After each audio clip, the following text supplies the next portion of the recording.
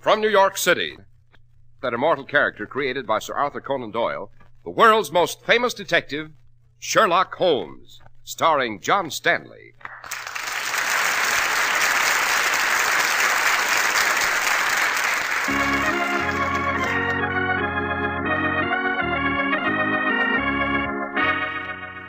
This week's story, The Adventure of the Unfortunate Valet.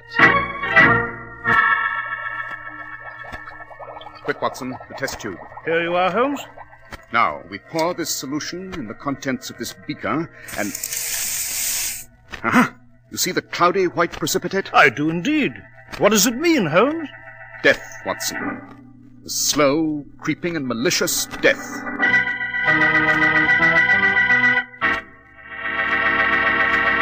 We're at the door of Dr. John Watson's study, and we're about to hear another of his adventures with the fabulous Sherlock Holmes. Well, good evening, Mr. Harris. Good evening, Dr. Watson. Well, I see you're just adding your signature to a new memoir. Yes, Mr. Harris. This particular adventure took my friend Holmes and me out of London for a few days to the historic English Shrine of Learning, Cambridge University. Sounds interesting, Dr. Watson. What's this adventure called? I call it The Adventure of the Unfortunate Valet, Mr. Harris.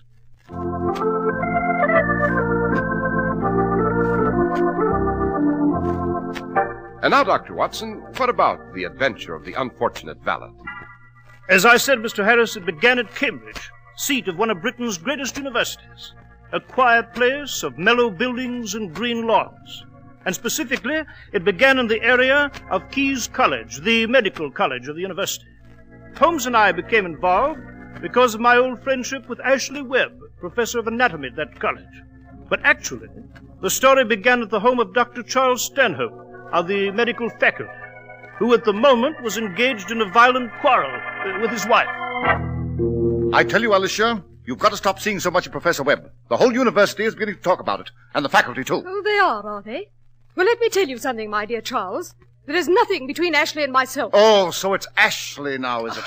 Alicia, for the last time, I forbid you to see Professor Webb. Oh, you do you? Well, I shall see him all I please. He's a fine man, and I'll not let you dictate to me.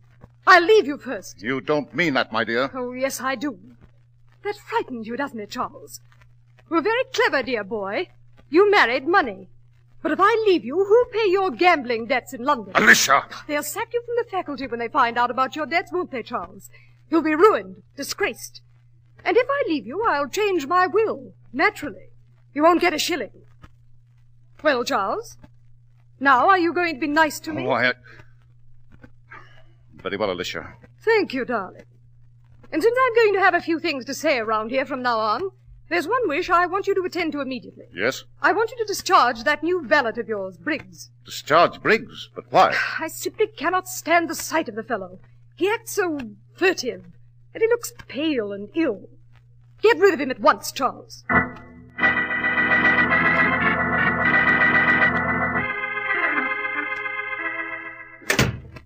Your bath is ready, Dr. Stanhope. Oh, Briggs, never mind the bath. I want to talk to you. Yes, sir. My wife thinks you look pale, ill. You're feeling well enough? Why, I think so, sir. Do you ever have pains in your chest? Well, sometimes, sir. From observing your eyes and the pallor of your skin, it could be symptoms of... Of what, Dr. Stanhope? Oh, it's probably nothing, Briggs, nothing at all. Still, we can't be too careful, can we? Suppose we step in my laboratory while I give you a complete physical examination.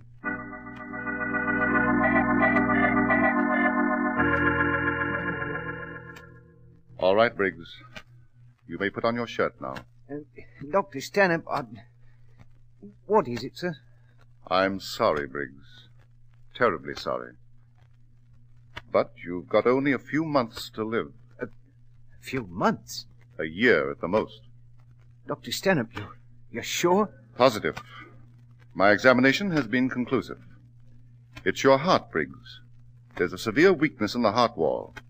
An aneurysm, we call it. A few months to live. I'm sorry. A few months walking a tightrope. Never know what moment'll be the last.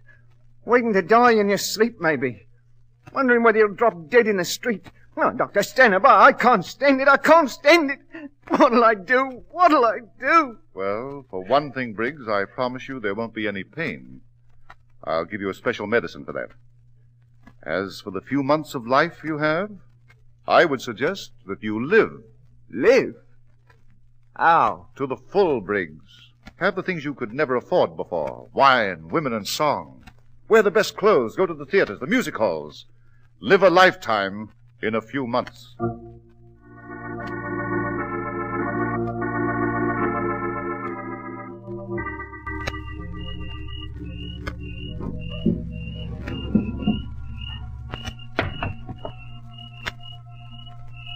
Who's there?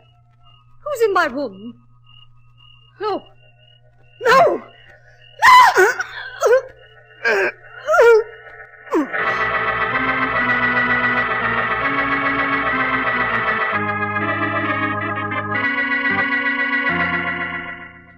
So they're holding you here at the police station? The charge of murdering Alicia Stanhope. Eh, Webb? Yes, John. And believe me, I'm grateful that you should remember our old professional friendship and brought Mr. Holmes here to Cambridge. Professor Webb, I must say that on the evidence it would appear that you are guilty and that we're wasting our time. Holmes! However, let us review the facts. Alicia Stanhope was found murdered in your home last night, while her husband, Dr. Stanhope, was presumably traveling on the continent. Yes. Yes, that is true, Mr. Holmes. I had gone out for a long walk, and when I came home, she was there. The police believe... Well, they believe I stabbed her in an amorous quarrel. But they lie, I tell you, they lie! I must confine myself to a healthy skepticism, my dear Professor. At least until I'm able to interrogate Dr. Stanhope, who I understand is hastening back to England from the continent. Come, Watson. Yes, Holmes? Where? To the home of Professor Webb here. The official police have not yet removed the body, and I should like to form my own conclusions.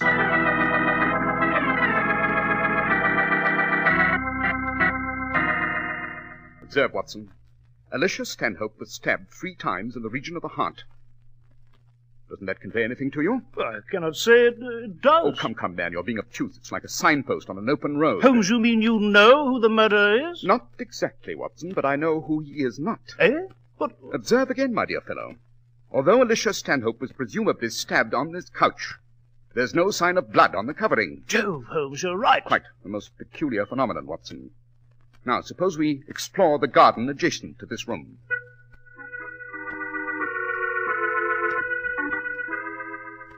Look, Watson. There are footprints here in the soil of the garden.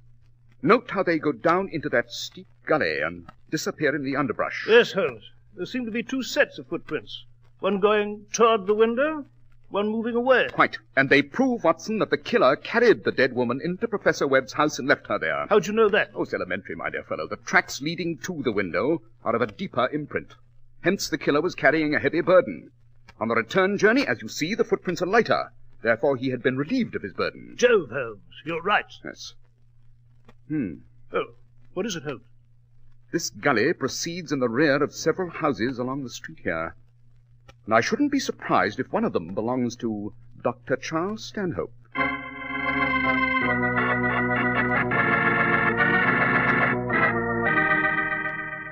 Holmes, I hope you realize we're breaking and entering Dr. Stanhope's premises. I cannot be concerned with legal quibbling now, Watson. It's obvious now that Alicia Stanhope must have been murdered here, carried out to the garden, down along the gully, and from there into Professor Webb's house. Rather a restless corpse, I must say. Oh, there seems to be a small servant room here. Yes. It's been vacated very recently. What is it, Holmes? Note, Watson, the spoon on this shelf. It's covered with a light film of what seems to be some medical preparation. And it proves beyond all doubt that someone was here last night. How'd you know that? Because the film on the spoon is still fresh and damp. It hasn't had a chance to evaporate. Holmes, someone's just come in. What's the meaning of this? Who are you? We might address the same question to you, sir. Oh, you might, eh? But it just happens I am Dr. Charles Stanhope, and this is my house.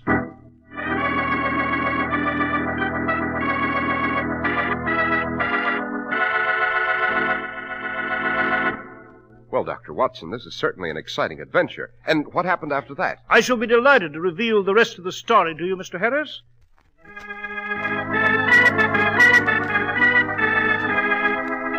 Dr. Watson, you were relating to us the adventure of the unfortunate Valet. So I was, Mr. Harris, so I was. Dr. Stanhope had come into his house with his baggage, and he was stained with the dust of travel. But when we introduced ourselves, he immediately abandoned his idea of turning us over to the local police and became more tractable.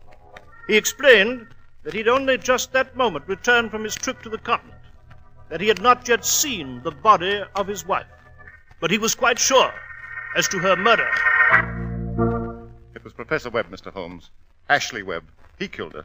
It couldn't have been anyone else.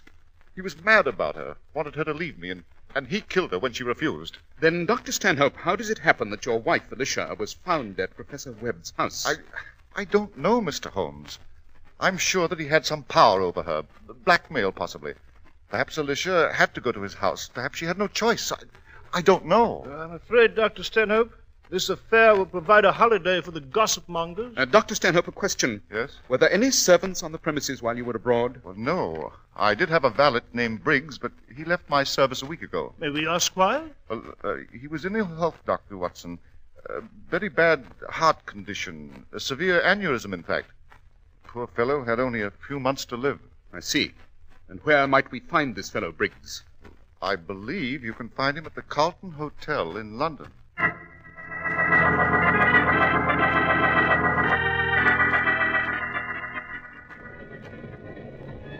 Well, Holmes, I confess I'm puzzled. Indeed? Why, Watson? Well, we telegraphed the customs at Dover, found that Dr. Stanhope did not pass through until this morning. Yes? Therefore, he couldn't have murdered his wife last night back in Cambridge. Well, I hate to say it, Holmes. But you think Professor Webb might be guilty after all? Well, yes. Rubbish. Eh? A single glance at the corpse was sufficient to exonerate Professor Webb. Yes, but how? Remember, the killer plunged the blade into the victim's body 3 times in the area of the heart. But, Watson, consider that Webb is a professor of anatomy.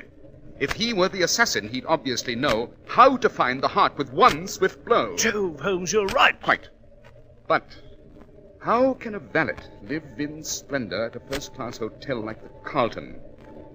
And secondly, how could a man with a severe heart aneurysm carry a heavy body along a strenuous path, up and down a steep gully?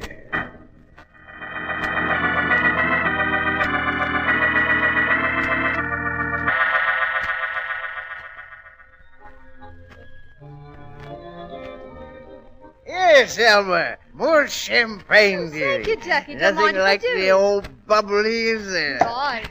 Ah, the old bubbly makes a man forget. That's what it does.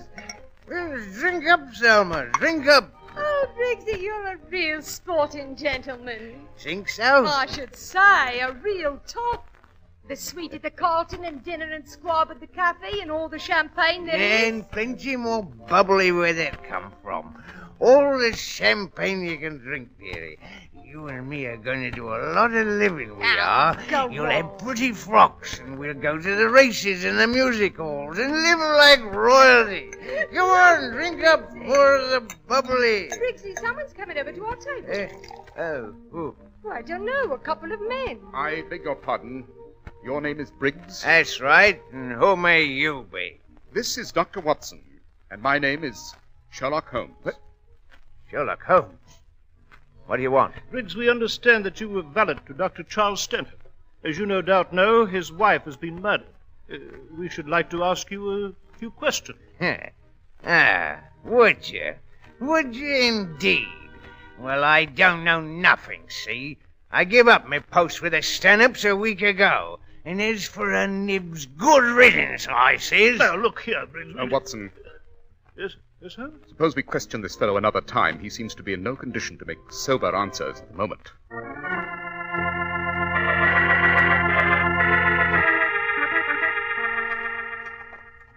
Well, Holmes, we didn't seem to find out much from this Briggs fellow. Oh, on the contrary, Watson, we did.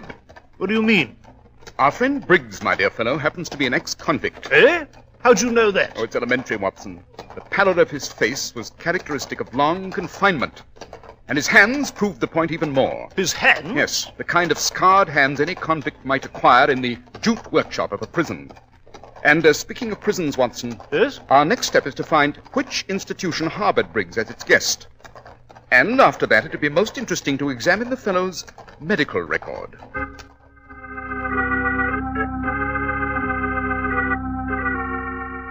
Watson, look here. An interesting medical report. Very. What do you mean? According to the physician's report here at Newgate Prison, there's nothing wrong with Briggs's heart. Note, the report is marked excellent, and this is as recent as 6 months ago when Briggs was released. Yes, but that doesn't make sense. Oh, on the contrary, Watson, it does. You had the spoon we found in the servants' quarters at the Stanhope house? The spoon with a film of medicine on it? Yes, I wrapped it in a piece of paper, put it in my pocket. But what now, Holmes? Back to Baker Street. Back to Baker Street to conduct a chemical experiment.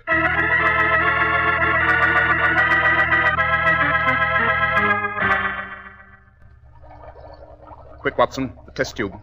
Here you are, Holmes. Now, we pour this solution in the contents of this beaker and... You see this cloudy white precipitate? Yes, I do indeed. What does it mean, Holmes? Death, Watson. A slow, creeping, and malicious death. Quick, my dear fellow, get your hat. We must get to the Carlton Hotel at once. The Carlton? Precisely, to have another talk with the valet called Briggs.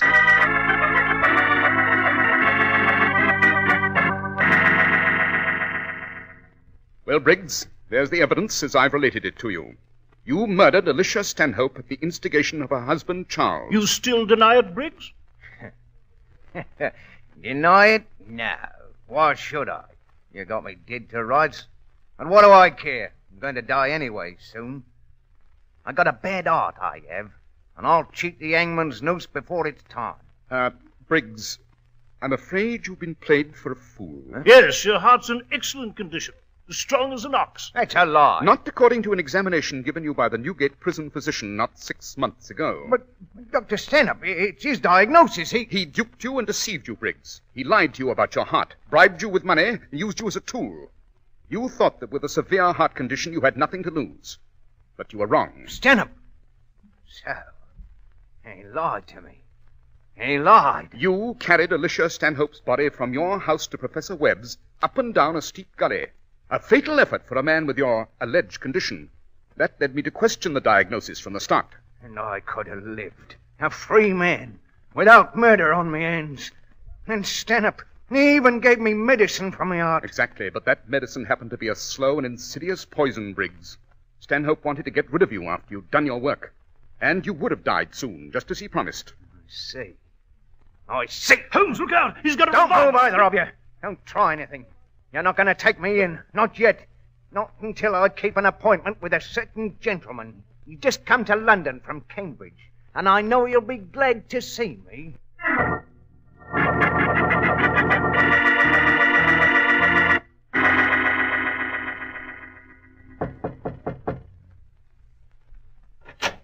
Oh, Briggs, Why, what on earth...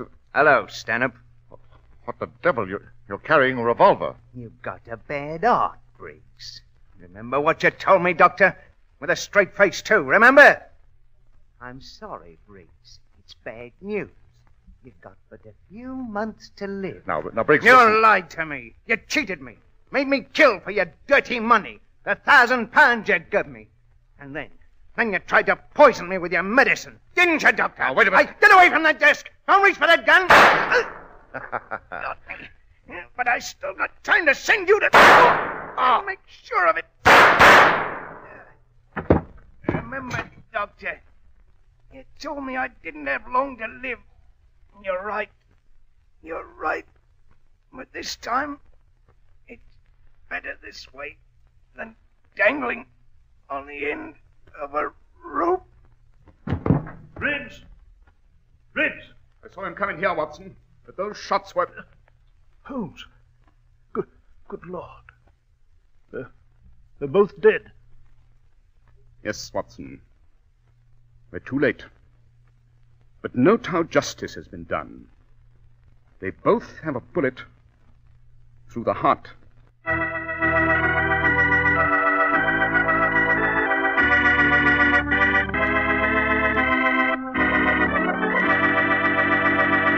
Well, Dr. Watson, that was certainly an unusual adventure. Thank you, Mr. Harris. Oh, I almost forgot one thing. Yes, Dr. Watson? A subsequent investigation of Dr. Stanhope's background revealed that he was not entitled to practice medicine at all. He had cleverly kept this secret for many years. I see.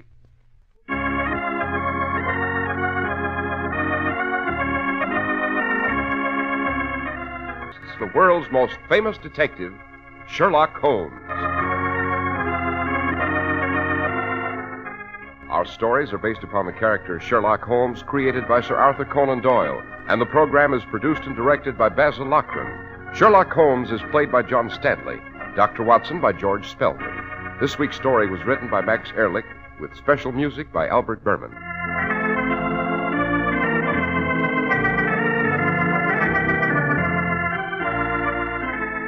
Be sure to listen next week to Sherlock Holmes in The Adventure of the Elusive Agent.